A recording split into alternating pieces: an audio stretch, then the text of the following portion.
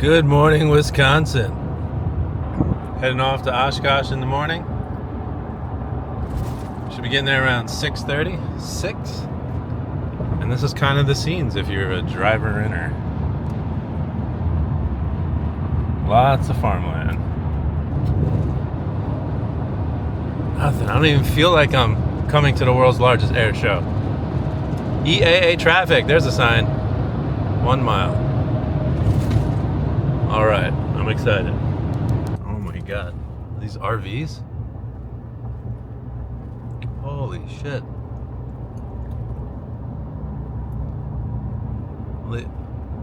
That's gotta be like an RV dealer, no? I don't know if you can see this. They go for miles. Oh my God, these are people camping. Look at this. They say it's 600,000 people come here. Wow. You know what? I'm glad I'm early. That's what the airplane. You get the airplane treatment driving here. Just gotta watch out for all these obstacles. Oh, there's the next guy. All the camping. This ain't so bad. I think I'd like to do this. There's a lot of people camping here. Oh my God, I've never seen anything like this. Quarter-mile walk to the main gate.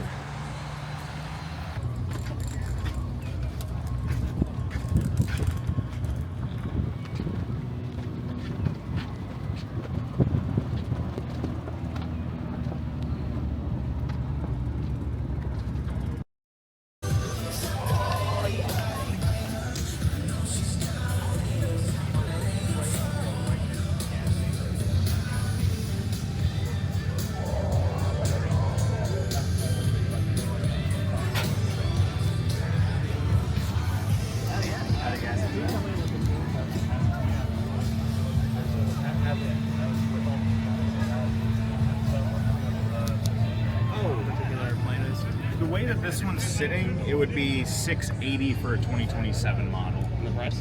Yeah. 680? 680. Yeah. 680 for it, okay. Yeah. I thought you said weighing, and I was like, what? Yeah, no, sorry. All right. And Chris. This would be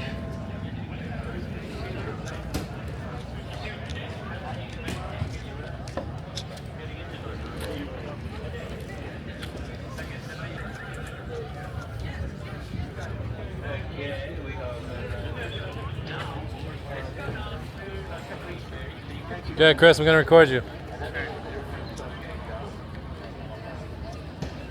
It's for our flying club back home. We're deciding on some new planes. Okay. Where? Handle? Oh, there is a handle in the center. Okay. Step right on the seat, Okay. and then step in. Okay. And you can grab that middle handle. And can I grab the middle handle? Is that a handle I can grab? Yeah. This thing? I guess so. It says total baggage weight, 33 pounds. That wasn't so bad. How was it? It's good. My battery just died, but it's good. Your battery just died. Oh, this ain't so bad. Oh, this is good. I forgot. Let's see. He's right though on the fit and finish.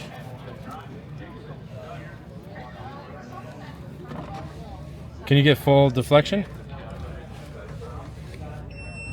Let me move this. Go ahead. Very low, turning off. I guess good enough, right? Is that full? Yeah, it's full. So this only has one Garmin 650 G5, same Elevators. autopilot. Thank you. I appreciate that. I would feel really bad if I knocked out a kid. Are the rudder pedals adjustable? Yeah. I think you were saying there's a bolt you can move it. I see the bolts. I can't see anything. No, man, but it's not bad for me. This ain't bad. Yeah, this ain't bad at all. What's the price on the Sling 2? Like this. Starts at 212. 212. What's the useful load? Well, this is the light report, so what is it? So 1323. Is Mosaic going to affect it at all? Is it?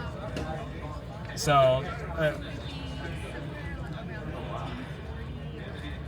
1540 after Mosaic. Okay. Which one is it? 478. 478 maximum useful. And so you think that will increase by 200-ish pounds? So up to 678 maybe, if Mosaic So you and pans I out. can't fly this. So we could. No, right now we can't. Right now we cannot. Yeah. Chris is gonna go in.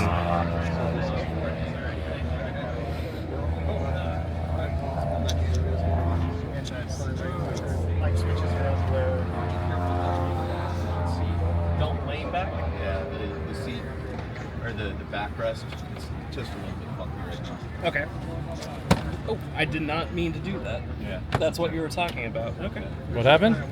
Get in, but just Seat's broken? Seat up. Well, just putting any pressure on it, it's not catching it. It's worn down. this little piece right here. Well, it's maintenance already. You gotta squawk it. Squawk. So here's the Bristol. Bristol? Is that what it is? How are you guys doing? Good, how are you? Good. We were talking to the older gentleman there yesterday. Oh, okay.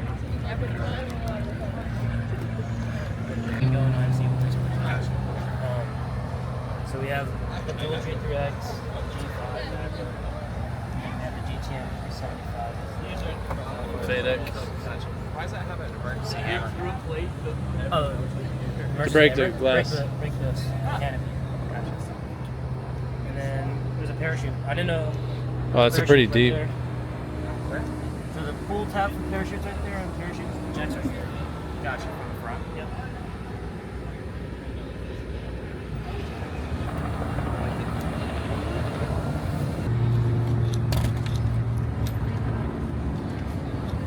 Oh, that's great. Put oil, whatever you want in here. And it's got one on the other side. Yep. Is that a battery? So this, No, this is just a kit that normally comes with it. Okay. They include like chonks, other stuff. I don't even know if there's anything right here. Tie downs, just like a little kit that you get with it. so just to recap, I'm gonna just, because we're in a flying club with 6 planes we're looking to expand. Yeah, of course. And this was 385 with the Dual- G3X dual, G3X, 650, GTN, G5, and the G5. Wow. and the parachutes. And a parachute. Okay. And that's fully loaded. You could deduct from what you want and get less. Correct. We normally do mix. I would say the cheapest you'll get, kind of like with taking some things out of it, you maybe get like 350. Okay. 30 gallons. Mission requirement. So the useful load on the main one is what? Well, if you want to be in the Mosaic ready airplane, that's 1653 is max takeoff, where a light sport airplane would be 1320. So if you're looking at different engine configurations, that'll help you figure out where you want to be in your pricing layout. And so if you were in the mini Cirrus price range, let's say, this 1653 max takeoff weight airplane would have something like a 600-pound useful load, and that would get two 200-pound guys and 200 pounds worth of gas, roughly. This will haul about 188 pounds of gas for 32 gallon, roughly. So you could go with extended range tanks, then you might have to alter or just nudge your weights a little bit either way, depending. 7-hour range within the 916 aircraft, so you could nudge your fuel usage. And what's the gallons per hour on that? If you know how road taxes go, it's going to be between 2.5 in the pattern and about 9 at cruise, depending on if you're doing 95 to 99% cruise, 9 gallons. Otherwise, it would be, max power takeoff to climb, about probably 10 gallon an hour, and then if you're doing 80% cruise, you're down at 5.5 to 6 gallon an hour. Oh, it's amazing. So it's really good compared to what you're Yeah. accustomed to. Yeah. $1,200 a year to $1,500 a year on the annual cost compared to what you're used to. That would still be a big savings for what you're accustomed to, and you're even within your own club. And you guys service these as well? Yes. In Lancaster? Yeah, we're the import center, We bring them all into the United States through Lancaster. We have a team there that can take care of everything. And they do the road tax and. Absolutely. Okay. So the Rotax 916 IS is 2,000 TBO. Yes. All right, and the maintenance on it, what you said, an annual cost something between About $12 to $1,500, and there's some consumables that you'd have to figure in, but it's a relatively low annual cost. That's great. And you mentioned a 600-pound useful load for this. He had mentioned 700 something useful load. Is that? That's what it says in the pamphlet. Well, if that was the case, I mean, you got a 950-pound plane. It's a full IFR airplane here with a 916 in it. Yeah. 700-pound useful load if you got one of these with a 912 in it. So let me ask you, in your club, would you like one of these with a 912 in it to go 90 knots? That's the top speed, 90? With a 912, With a 912? in it, with 100 horse in it. Right. It's a heavy plane, smaller engine, 700-pound useful load. Right. Oh, I see. Sound good? So 916 would Exactly. So doesn't we sound don't good. even discuss it. Yeah. So when you ask the guy, what's the useful load? 700 is what's the benefit, like for the other plane that you'll never buy from Yeah. me. So I mean, 2 beers and you go like, no, we're not doing that. I'm like, I knew you were not. No, but the 6 still works. Yeah, $6 for 200-pound guys. You don't even need to fill it up if you're doing pattern work, No. especially if you're burning 5 gallons an hour on that. Yeah. No, that's really good. I was gonna watch your show with you. And the fact that it says Mosaic ready, but Mosaic hasn't passed, does that mean it's still the 16, whatever you said? Yeah, it's still 1653. Still 16, okay. 1653 max. Mosaic ready in that when Mosaic comes through, and we all want it to be January 1, Yeah. it will be April something. It won't. They'll. FAA is moving quick. But maybe they will. Maybe they'll just do it early, Right. like they usually do. You know, I don't know. I'm just, again, my then your recording friends back there, they don't know I have this slightly naughty sense of humor there. That's okay. Goes well with our club. Yeah, it's fine. So the reality is that if it goes through in April, this airplane as you see it, will be allowed to go right into Mosaic. So if you bought that plane, you could take it right into Mosaic immediately. In the meantime, it's experimental exhibition only while we lead up to. And Okay. so that is a experimental category that is a placeholder for people trying to introduce stuff into a marketplace. Got it. So And it's got the parachute, right, in the front? Correct. Is that a BRS or a different Yes. company? DRS. BRS, okay. Yeah, I didn't realize there was another parachute company until we came here. yeah. I forget what they were called. Yeah, Yeah. Galaxy is another one. And that's what's the repack time on that? You mean how long will it take? Oh, you mean No, like the maintenance. every 6? 6 years. Okay. Every 6, and then every 6 after that, you need a rocket and a repack. Got it. And so we would typically send it off. Comes back in a couple of weeks. So aside from any kind of financing costs, let's say we pay for it in full, what would be the hourly rate that you could, like we're nonprofit, What so would you expect to charge? yeah, what would be like the In our hourly LSA rates? version, Like your we- cost, what like cost? hourly cost. Well, you guys are probably going to be an hourly cost somewhere around 65 an hour. And that's dry, right? Like Not, that. Yeah, I anticipate about 65 an okay, hour. that's great. Yeah. It's an all-arounder. I think it probably fits a lot of the things that. And that's taking in like maintenance, engine replacement, and 2,000 hours, Yeah. et cetera. Okay, Yeah. okay. And that one's priced similar. Yeah. Well, a LSA will be priced slightly less expensive, and it will have much the same capability with a 915 in it. But I Okay. don't know how many hours do you guys normally fly Oh, here? we fly per the unit? pants out of them. We do a lot. Do you remember our last metric Like 300 hours per plane Per year? per year? In some places, 600 hours to 1,000 hours is a lot of time. Yeah. So you guys aren't. Well, we're not a high- school, but You're yeah. not at the high end. Yeah. But you're not at the low end, Yeah. where it's just a private owner flying 80 hours. So you're about 3 times, or 4 times a private owner. Yeah. Bespoke bags that all you got to do is pack them at home, throw them in, and you got lots of room to put all your gear. It's great. Very cool. Adjustable You got one rudder over there, pedals. I like it. That's a win. That's a win. Look at that. Wait a minute. How do I get it? There's a lever here. Oh, I can feel them moving. That's great. That's fantastic. Oh man, and look at my leg. I'm 6'3". No problems. I'm really glad you guys came back because I'm glad you called. Yeah. Put you through it. Can you talk to avionics real quick? It's Sure.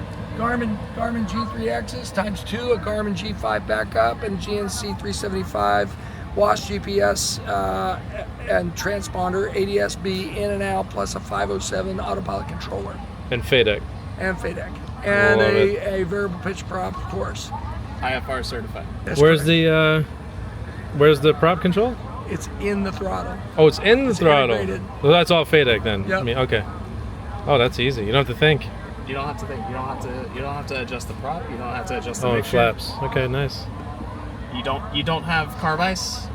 No, it's fuel injected. It's great. And this is a turbo. And what's the ceiling? What's the ceiling on this plane? Really 17.9.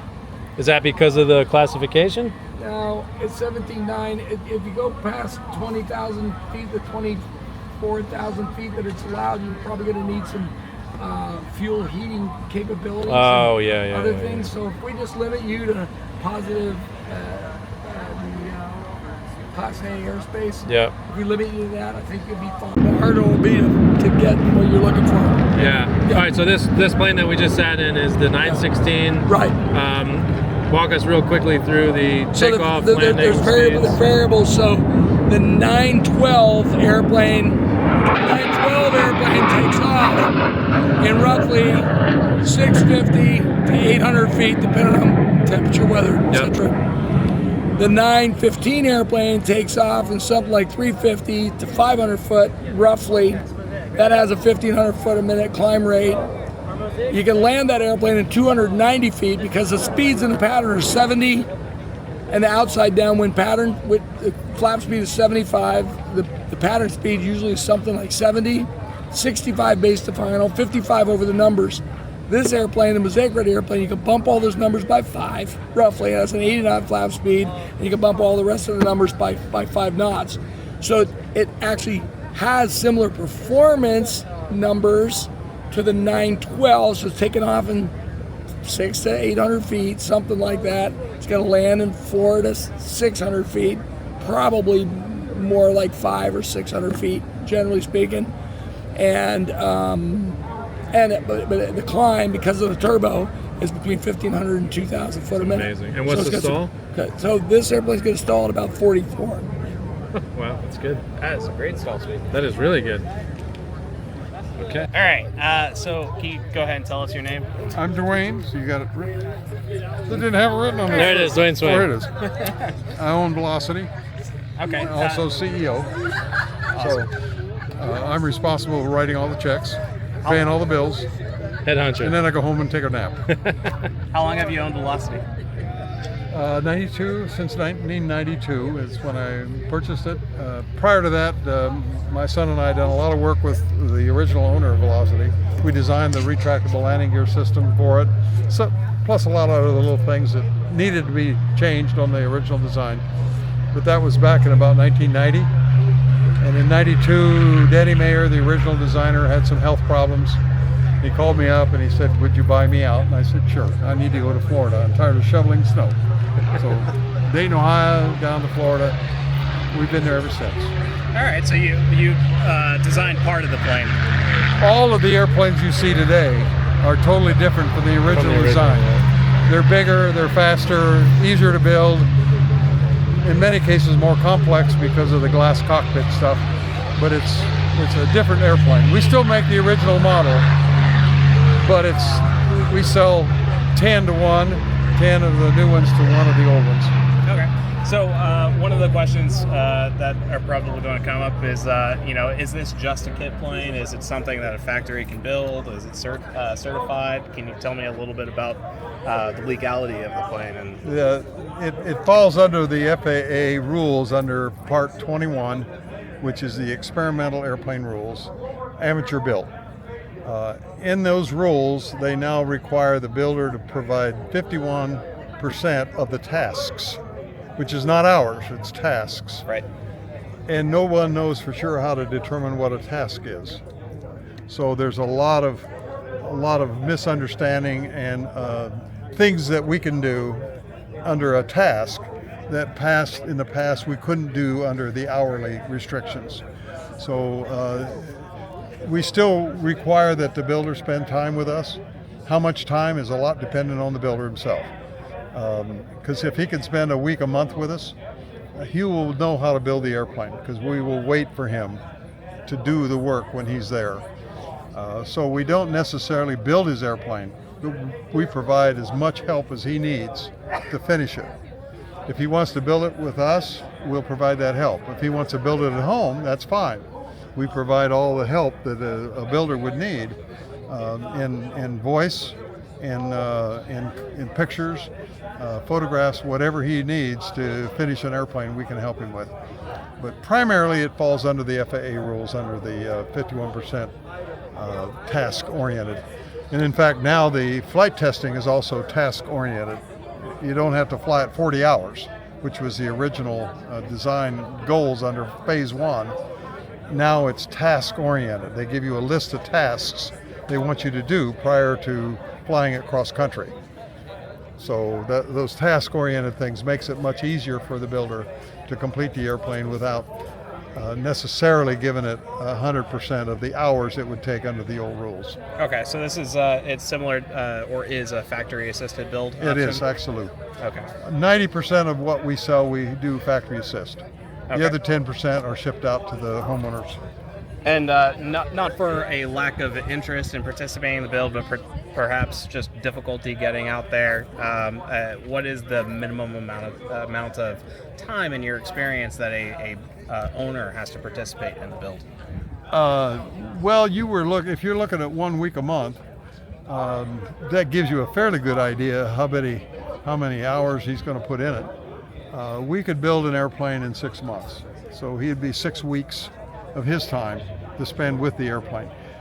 You probably already know that the Glass Air had their 2-week taxi program, where the majority of the airplane is built by the factory, and the fine things that really require a builder to understand is done during that 2-week period.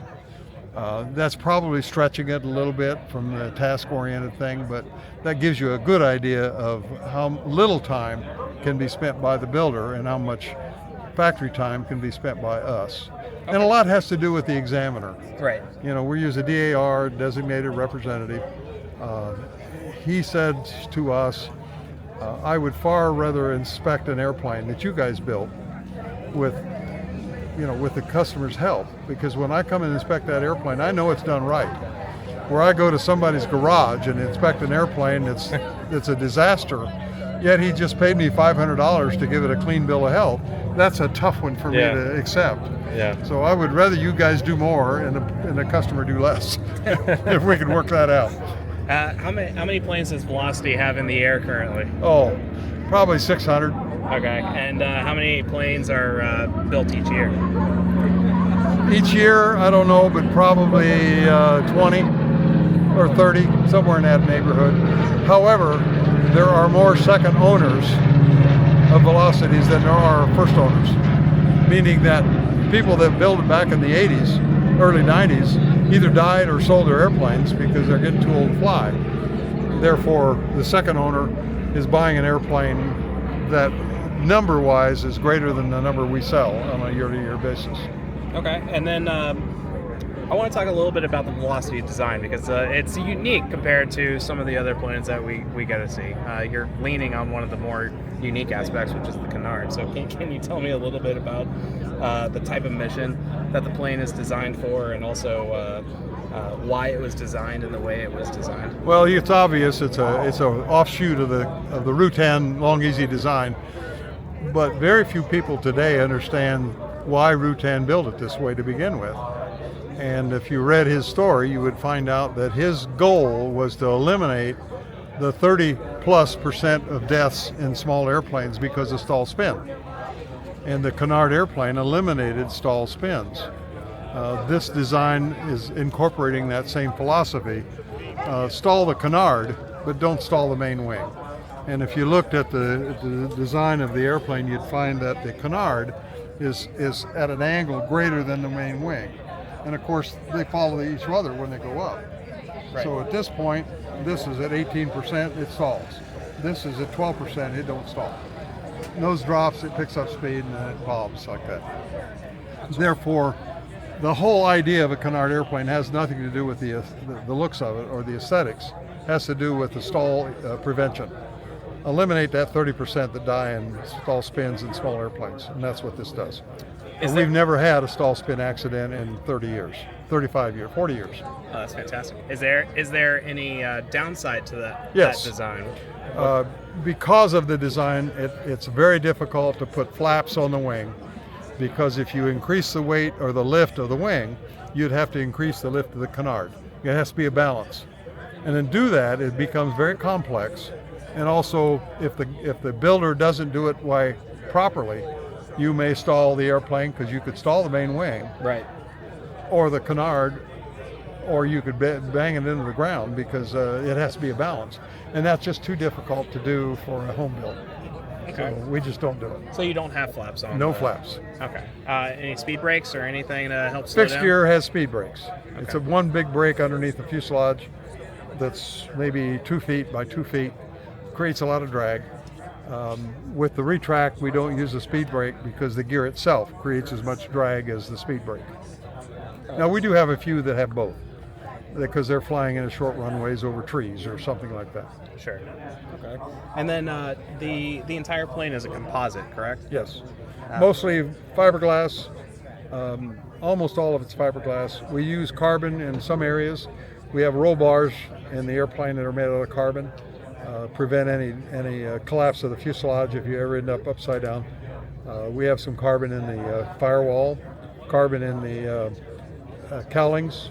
We have the whole roof of the airplane above the pilot, co-pilot area is all carbon for strength and for durability. But that's about it. And the XL has the same setup? So one of the things about carbon fiber or fiberglass or whatever design, one of the things that has come up with some of our members is they are concerned about the ability to repair. So if someone poked a hole in the side, is it repairable, or is the entire tub done and you have to total the plane? You have to buy a new airplane. No. It's probably the easiest airplane to repair ever built. We had a fellow hit a large bird with a canard, and he put a gash about a foot deep in the wing. Now, on an aluminum airplane, first of all, it probably destroyed the wing, but in this case, a big old chunk of foam was cut out of the wing. So we made a piece for him that matched the area in which he had damaged. So because this is a taper both in length and in chord, it's all tapered. So he told us how far out it was. We made a piece that would fit in there. He cut a little square out about a foot deep and about a foot wide where the bird had crushed. He just glued that piece back in that same slot that he cut out, glassed over it, and the problem was that he had painted the airplane in multiple colors. It changed colors as it went out. Went from yellow to blue, and he couldn't match the paint. So he had an artist come out and paint a gull, a bird, with eyes crossed and blood streaming across it. It was kind of unique. That's clever. But people say, "Oh, you hit a bird." Does that affect the structural integrity of the wing at all? There's a spar in there that's very, very tough. The spar is carrying about 95% of the total weight. Okay. The skin carries the other 5%, 8%. So a skin damage is just a repairable part of the airplane. Very simple to repair. So much different than an aluminum airplane. In some cases, aluminum would take a huge section of aluminum to replace a damaged wing or part of the fuselage. In our case, it's just a simple repair. And how far does the spar go at? Full length. We have 2 spars from here to the other side, 1 spar from the fuselage out to the end. So there's 2 spars in this area, 1 spar that continues all the way to the end. All the way to the wingtip, got it. Yeah. It's it's like design loads was 10 Gs plus or minus. It was tested in Germany to 6 Gs under very, very difficult testing procedures, and it passed all those tests. We have a VNE of 200 knots, We have flight tested the airplane at 270 knots indicated. Nothing ever breaks. It's a very strong airplane. We've never had a structural failure in 30, 40 years of building this airplane. That's Very impressive. strong airplane. That's a great history. So along the lines of the composite material, one of the other questions that we asked you ahead of time was, can you have this on a tie down outside, or does it have to have a hanger? No, as long as you keep the paint white or a light color.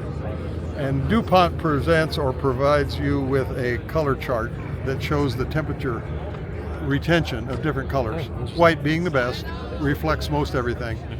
On a 100-degree day, a white surface would be maybe 105 degrees. A black surface would be 160 degrees. So you don't want dark surfaces on the upper side of the wings and the canard. Rutan tested some pieces that he took from a Long Easy, painted white, a wing of a Long Easy, on the roof of his buildings out in Mojave. And Mojave gets pretty hot. Sure. And after 30 years, he went and he retested them for strength, and he said based on what he found that the painted surface outside would last in excess of 50 years. Since there was nobody had ever built one for 50 years, it was only 30 years old. That was the test. We've got airplanes that were built. In fact, there's one here right today that was built in 1987, and for the most of its life, it's been outside, and it still flies. He flew it here from Indiana. Fantastic. And they don't rust. They don't rust. And they don't They rust. don't rust. so- Yeah. Like a Corvette. Right. Are there any components that rust aside from the engine? Well, yeah. We have steel and aluminum that comprises our control surfaces, control systems, not surfaces. The control system is done with push-pull rods, with bearing ends, and they're either aluminum, depending on where they're at, or they're 4130 steel. And they are very strong, and they are, we basically prime them when we provide the kit, but it's up to the individual to paint them if he wants to keep them even longer than 30, 40 years. Okay. But most people don't. They just leave them the way that we supply them. Again, people don't keep their airplanes forever. They find people that either will buy them because they get too old to fly. Sure. And age is always a problem. Insurance is always a problem. You probably got that on your list. But one of the difficult things for pilots is getting old. When I turned 70, the insurance went way up on our airplanes. Our airplanes are insured also through the company, and they're concerned about liability, company liability. So the insurance almost doubled when I turned 70. When I turned 80, they said no more insurance.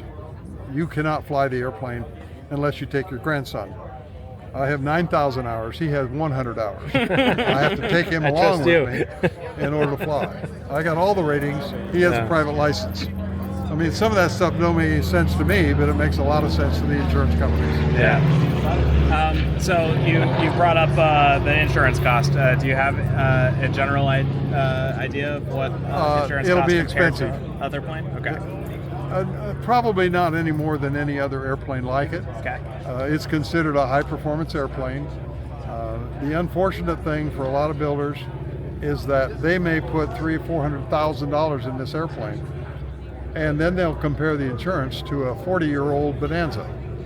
Well, the Bonanza may be worth maybe $50,000, and they're trying to insure a Velocity for $300,000. Right. They can't understand why the numbers are so much higher. Well, the insurance companies have all of that in their database. And the unfortunate thing is that quite often our airplane is thrown into the same category as the pressurized Lance Airs and those sort of, because they're all high-performance airplanes. Sure. And we had a deal with Avamco years and years ago, where if we provided inspection of the airplane and provided a checkout for the pilot, and it had to be verified by our instructor, insurance was reasonable. But because our airplane was thrown in the same category as the Lance Airs and a few others that were being built back then, they stopped insuring experimental high-performance airplanes. So you can't buy insurance from Avamco for a high-performance experimental airplane. Other insurance companies, underwriters are handling it, Sure. but the insurance rates are high. Usually, if you had a $100,000 airplane, you're going to pay $3,000 a year insurance, 3% or so of the insured value. If you got a $200,000, you're now at $6,000, that sort of thing. Okay. And does that calculation tend to work for this plane if you spend $400,000 on? Well, it depends. Fixed gears, you'll pay half the insurance you will for a retract, depending on the insurance company, the underwriter, and the biggest issue is always going to be the pilot. Sure. If he has a private license with 150 hours of total flight time and tries to insure a retractable gear velocity with a turbocharged 250 knot airplane, he won't get insurance and nobody will touch it because of the risks. If he wants to insure a velocity with a low time, build it as a fixed gear. You're going to sacrifice 12 knots. But if you enjoy flying, what's 12 knots? Right. It don't mean anything. Yeah. It takes you a little longer to get there, but you're still going to get there. And you're not going to stall and spin it. So It's true. That's a good outlook on it. So we talked about some of the unique aspects of the canard design, the stall characteristics. We're standing next to the twin engine design, and the engines are obviously closer to the center. Can you talk a little bit about why the engines are positioned the way they are, and whether there is an effect on VMC? Well, let me back up a little bit on that. I've owned 5 twin Comanches. I love the Comanche. 160 horsepower Lycomings, lasts forever. The engines just never give you any problems. Fun airplane to fly. Certain weight and balance issues that we take care of when you do that, because it was a converted airplane from a single engine to a twin, same as ours. The flight characteristics I wanted to be similar to the twin Comanche because I loved that airplane. So we designed the airplane with enough wing area to equal what the wing loading was on a twin Comanche. So it uses a lot of characteristics of the twin Comanche, except we can't stall, we can't spin. So that eliminated that problem. That caused a lot of problems with the twin Comanche doing VNC because it was a training airplane. Doing single engine training was difficult in a twin Comanche because if you flew too high, the engine power would go down and you could end up stalling the wing. And down it goes. You can't do that with our airplane, so we've eliminated that problem. And the engines are close together, so if you lose an engine in cruise, you wouldn't know it until you started slowing down. Be a slight rudder application until you get down to what we call normal cruise speeds with one engine. In which case we got electric rudder trim, we trim it out. And normally you're flying wing down into the good engine, wing down 5 degrees, minimizing the amount of rudder you need to keep it from turning. The airplane flies fine under those conditions. Rate of climb, one engine would be in the 400 feet a minute category. So it does well in one engine. We've climbed our airplane to 14,000 with one engine shut down, with 2 people on the airplane starting with full fuel. So it does pretty well. And those were the 160 horse. Again, trying to duplicate what I used to see on my twin Comanche. So in theory, if you had a dead engine, you could take off and take it to your mechanic. You don't want to do that. Anytime you get down below what we call blue line speeds, which would be in the 105 knot category, then if you lose an engine below that speed, you're going to have much more difficulty in control of the airplane than you would if you were above that speed. Right. So almost all twins have a blue line. The VMC. Not VMC. No, that's not VMC, it's different? Yeah, you can. VMC is a demonstration of when you no longer can control the direction of the airplane with one engine shut down. Got it, okay. So your full power on the good engine, feathered on the bad engine, slow it down until it starts to turn, because you no longer have enough rudder to keep it from turning. Nor will it stall at that speed, because it's higher than the stall speed of the airplane. However, at high altitudes, the engine power goes down, but the stall speed stays similar. So you can stall the airplane at higher altitudes. Any twin engine airplane with non-turboed would be able to do that. Yeah. So you need the power to make it turn, but that's well above the minimum speed. And even if it does stall, the nose drops, but it won't roll over because the wings don't stall. So in one engine, it'll just do a turning bob, kind of, or if you get slow enough. And okay. AOP, So they're one of their writers, editors, wrote a complete article on our airplane, And he said, we done things with the Velocity twin that we would never think about doing in a conventional twin, which was shut one engine down and pull the nose up until it quits flying. He said most of the airplanes I've ever flown would roll upside down. Immediately, as soon as that wing stalled, it's going to go upside down, which causes stall spin crashes. With the Velocity, when we got to that speed, the canard stalled, and it wouldn't go to a speed where the main wing would stall. So it becomes a very safe airplane as a result. That's great. How do the cabin dimensions 48 compare? inches wide on the front seats, 50 inches wide on the back. We have a keel in the middle, so you're not butting each other. But it's plenty of room in the cabin for 4 people. We do have a 5-seat option for the back seat, which makes a 3 across, but it's made for 3 kids or 1 adult and 2 kids. Not big enough for 3 adults. Right. So I want to talk a little bit about the, so we talked about a lot of advantages with the design. Are there any major drawbacks to the design compared to competitor airplanes? Well, I think the major one is the idea that you're flying an airplane that's different. We use a stick instead of yokes. Now with the Cirrus and a few others, they're getting used to flying with a stick. But that was a total departure from the average pilot who gets a license in a 172 or a 150 Cessna. He's used to with a steering wheel, a yoke. We have a stick. Yeah. So you fly it with your wrist rather than with your arm movement. That's a departure. The fact that we have a full castering nose wheel is a departure from most airplanes. The initial Velocity had the same system that Rutan used. The first half of the application of the rudders was rudders, one on both sides. The second application beyond that was brakes. People weren't used to that. They were used to one foot go down, the other one come back. So we modified our airplane back in '95 so that you had rudder pedals with toe brakes rather than just push the rudders both forward, which was something that people had to get used to because you don't normally do that. Sure. That was a departure. The rudders on the winglets are not moving inboard, they just go outboard and create drag. Push a rudder, the rudder goes out, the other one doesn't move, creates drag and it yaws. The twin has a single rudder in the back just like a conventional airplane. The twin is much more conventional in how it reacts to rudder application than our single engine. There was one other thing that I wanted to discuss. Soft field. So obviously we're parked on grass right now. You're at Oshkosh where people have to drive through grass all the time. Is this any different than any other plane on soft field? Well, it's different in that you got pusher propellers. And a lot of grass strips, at the beginning of the grass strips, because that's where they do the run-ups, the dirt will be gone, but you got rocks, especially in Indiana where you got a lot of rocky fields. A rock flies up into the prop, it's going to damage the prop. Sure. So run-up should be done while you're moving in grass rather than at the end of the runway where you got a lot of loose stuff. A lot of our airplanes are being flown off of grass, but that's the drawback. Our elevator is in the front.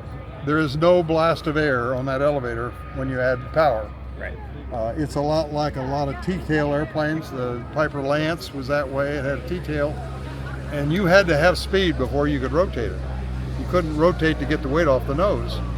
And I used to fly quite a bit of a turbocharged Lance Air with the T-tail. You wouldn't fly it off of grass because if the grass was wet, you couldn't rotate it. That little tire in the front would dig a furrow and just wouldn't rotate. Had to wait till the grass got dry. We're not that far into this, but we still need forward speed to create lift on the canard and the elevator work. So that's the biggest drawback, and there is a difference in the canard type airplanes, but sure. Most pilots within 5 hours are completely at comfort with the airplane. Perfect. We have a 5-hour training program for using our airplane. It's a transition training. We want a guy to have at least a private license. Sure. We transition him into our airplane. 5 hours of ground school, 5 hours of flight in our airplane. Awesome. All right, so I wanted to talk specs on the single and the twin, if you got time for that. Specs, like performance specs on the single and the twin. So The range on the single versus the range on the twin? Going to be about the same. You got a big single, you got one big engine and a single, you got two little engines on the twin. The single will run somewhere in the area of 14 gallons an hour. These engines will run 7 gallons an hour, 7 to 8 gallons an hour per side. So the fuel is about the same. Speeds are going to be about the same. So the distance is going to be about the same. There's very little difference between this airplane and that airplane in speed and in endurance and in range. All right. So they're all in 1,000 nautical mile range. So the fuel burn's about the same.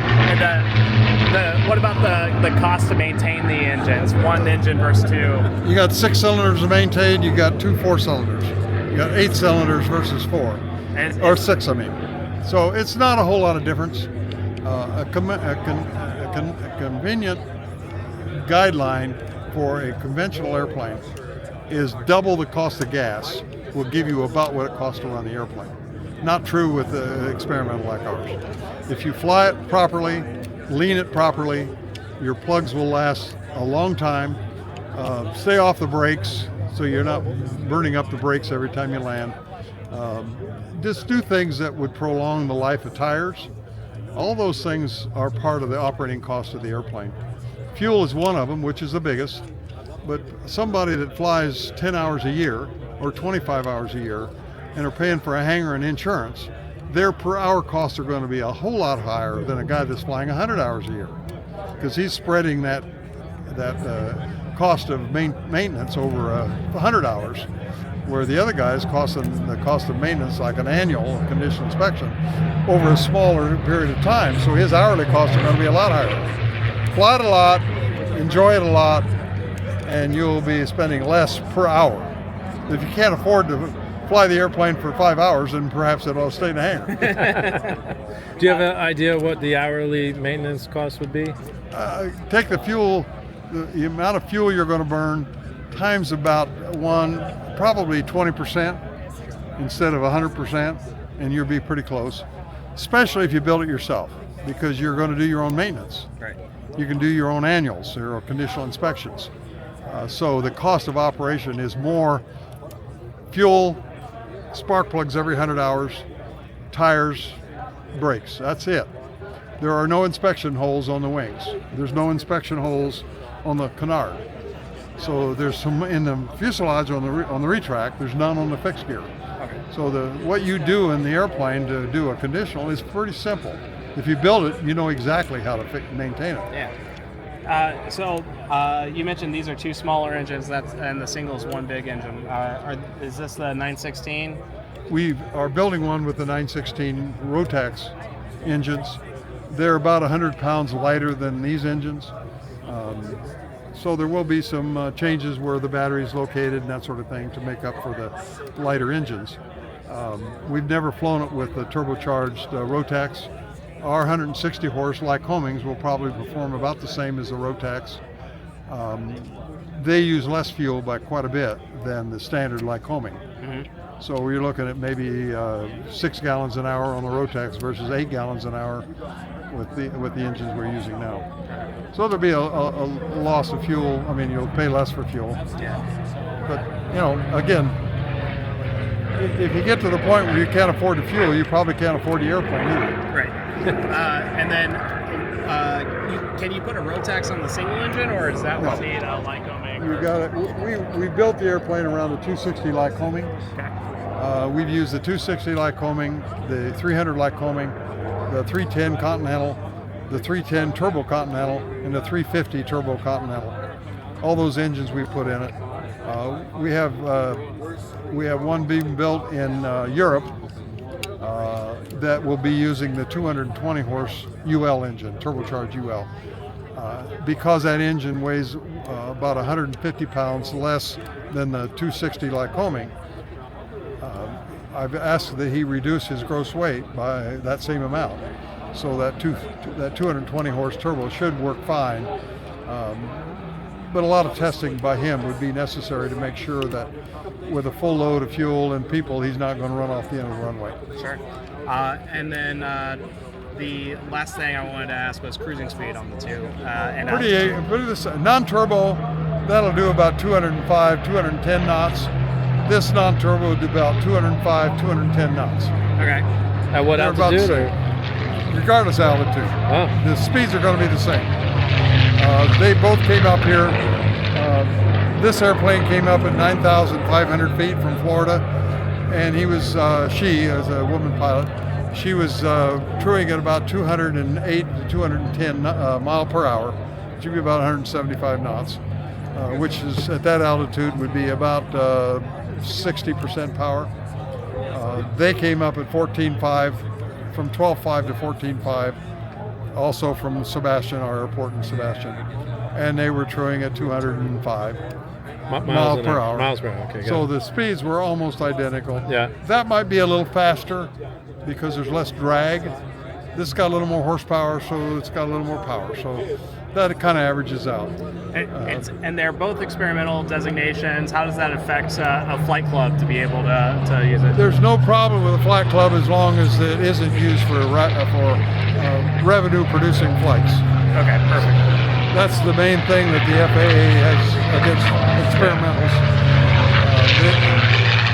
They don't want you to be using the airplane to produce income. Right. We're non-profit, so yeah. And that would work.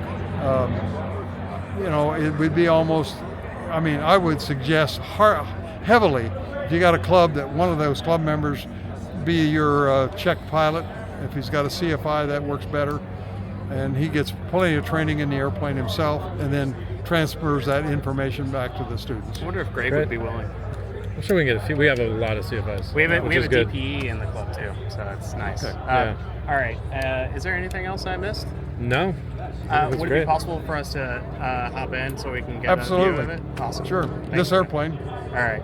You want to both get in the front, you can take your chance. I sat in this one. That would be great. Yeah. You got somebody else to operate the camera while you do this? I'll record Or you can do it yourself. I'll record. You can hold it out like that. Yeah. One of us hold it up to the chest. All right, so it's- Appreciate your time, though. Okay. Thank you. Dwayne, thanks so Let much. me That was get brilliant. rid of the chain here so you can get in. All right. Thank you. Now this is going to it takes quite a while to get rid of this chain. Now you can get in. The other side, wait a minute, before I do that. Yeah, she's our pilot, by the way. Pardon me? Yeah, get in. Let me record you. So do we sit? Sit and swing. You're supposed to put your leg in first. Oh, my leg in first. Your left leg and then slide your butt in. There you go. That actually makes it so much easier. Oh my god. It's just like getting in your car. Yeah. Oh, that's not Now bad that at seat's all. adjustable 4.5. It may be all the way back because the pilot's, she's pretty short. It's right between the seats. There's a lever. Okay, And yeah, it's it back. is all the way back. That's locked. And these could be adjusted further back, right? Like if, depending on the When builder. you build the airplane, you can start them wherever you want. What's your tallest pilot that you know that flies one of these? I'm sorry? What's the tallest pilot you know? About 6'4". 6'4"? Yeah. Okay. There's plenty of room too. You've got like the entire And then when the door's armrest. shut, you've got the armrest built into the door. Oh yeah, right here. Okay. Okay, Very pull it cool. closed. And the doors are set up so you can't accidentally unlock them while you're flying. Yeah. There's a pin in there that has to be retracted. See this I see the screw pin. this thing here?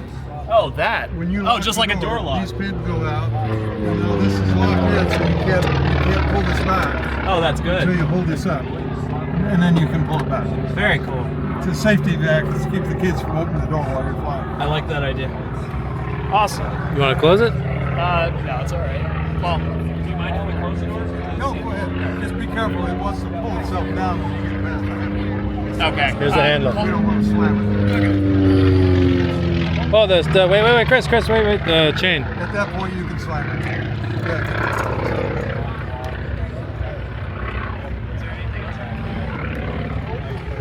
It's a good looking plane, isn't it? He's gone.